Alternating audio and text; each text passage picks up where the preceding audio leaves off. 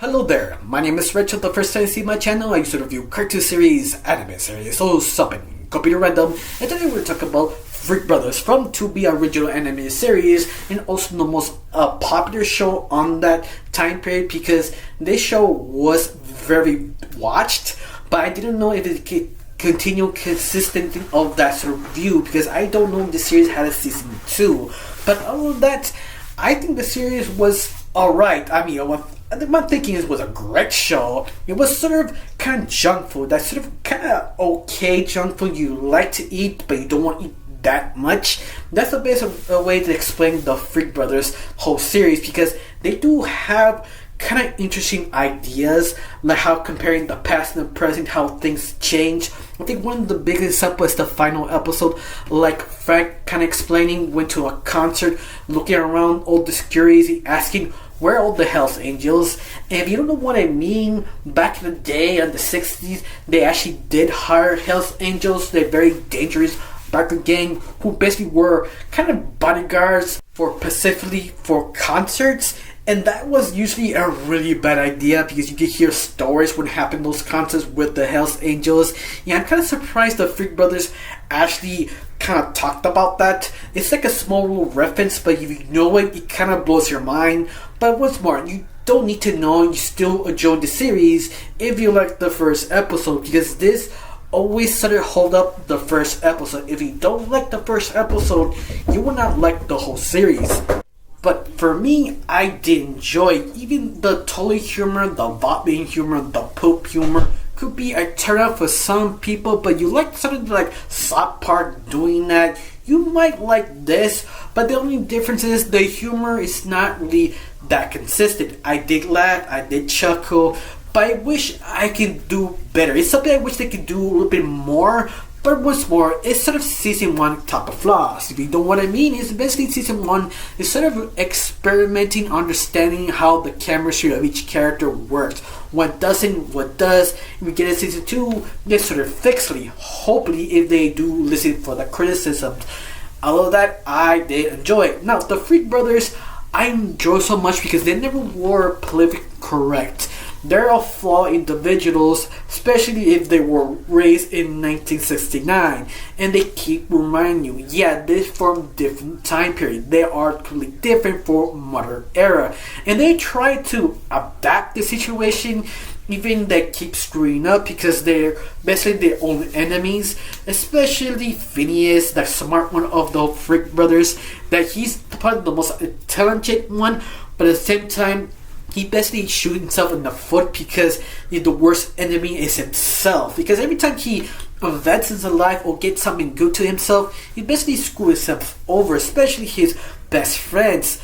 Like Frank, who is sort of kind of like an average Joe who does understand his situation. He's trying to compromise. In fact, he's probably the only brother world need because he knows, yeah, look, we screw over, I need to pay my bills, so fine, I do what you say. But because his brothers, he always kind of screwing him over. He always had sort of kind of tired of his brothers keep screwing himself and themselves. But I did enjoy what it did with Frank because he very easily became a simp or a guy who goes to the friend zone because how they sort of introduce him his love life. Like, this is a character that Frank completely loves, but doesn't know how to sort of tackle it because how old he really is. Yeah, I like that because they tried to make him relatable, but every time someone makes a character relatable, they make him simp or in the sort of situation of a friend zone. Yeah, I enjoy they actually focus on his character more, like, what am I? Should I kneel to my corporate overlords or not? And trying to understand what he is and how they deal with his brothers because he's sort of, I want to say, the leader, or at least the leader that actually has common sense of the group. But once more, I'm glad they never went the simp route. Now you have the final brother, Fat Freddy. And Fat Freddy, he's an idiot. And that's all he is. He doesn't really have an arc or understanding who he really is. But at the same time, you do notice maybe he has a mental problem because he keeps forgetting things. But once more, that's sort of a recurring joke because how high he really is all the time.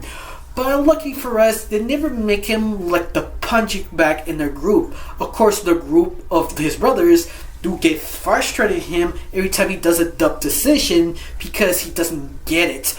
But I love it, they do love him. They actually try a lot to help him to just get out of the funk or actually do something. Now, the rest of the cast are developed, specifically the sisters who live with the Frick brothers. Both of them are between the left and right political spectrum, but once more, they do have personalities, and both of them are flawed. They do try to develop most of the cast, like the cat. The only character in the original comic book that doesn't really have a personality. In this one, they try to make him, I'm gonna say, the Brian character. She's just sort of self-aware. He also wants to abuse Fat Frank because she doesn't have thumbs to open food. That's why he usually uses them, or always around him. Her, in other words.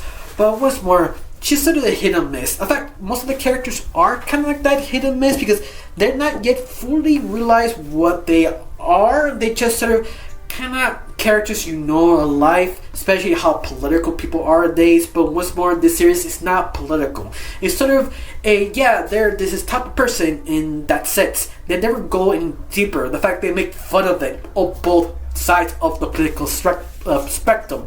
But all of that, I did have a blast. The animation I did enjoy, but I did notice how the animation is not really that fluent. It's sort of kind of stuttery, if you know what I mean.